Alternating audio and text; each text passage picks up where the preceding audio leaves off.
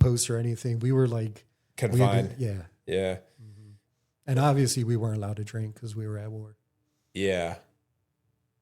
Yeah, I don't know. There's some people got away with it probably, I'm sure. I don't know how they would, but I'm sure somebody. We didn't, and I stayed clean that whole time I was deployed. Did you? Yeah, I didn't mess around. Because I didn't know what would happen. I didn't want to be hungover if something went down. Something crazy happened, yeah. That's scary. probably better that way, honestly, in case like a missile got launched and you needed to fire one off. Right. How long were you there for in Qatar? In Qatar, I think we were there like 2 or 3 months.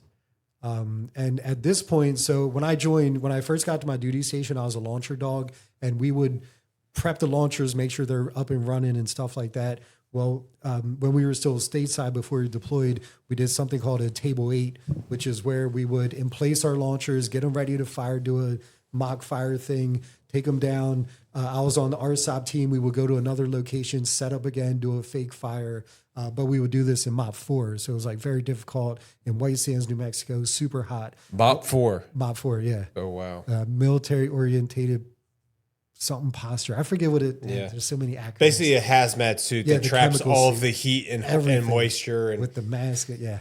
So we had just got a new commander to our unit, and I was on the RSOP team. So in order to get everyone in place, I had to run around like, you follow me down here. And we would get everyone set up, and then we would take a break. And then RSOP, we would map the route to the next spot, and then we would have to do it again. Well, this new commander saw me running around like a knucklehead, and he was like, hey, First Sergeant, who's that? And he was like, Yorick? He's like, yeah, he's a go-getter. I want him to be my driver. And First Sergeant was like, Yorick? Because he knew me, you know? So after this whole thing was done, the commander called me into his office. He was like, hey, Yorick. He was like, you were really hustling out there. I was like, hold, sir. I was like, when you're on RSOP, you have to do blah, blah, blah.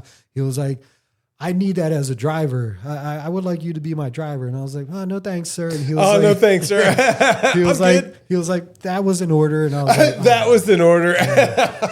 So I had to switch because I had to leave my platoon of launcher dogs. Now I'm in headquarters. Now I'm the driver. Now I'm the guide on for battery. Like it just changed my whole job basically, which I was not looking forward to. Damn. So now for runs, I'm up front holding the guide on and being prideful. You don't want to give that up. And I'm actively drinking at this time. So we would drink till 12, 1 a.m., puke and rally, wake up early in the morning, go on run in the barracks. This is prior to being deployed.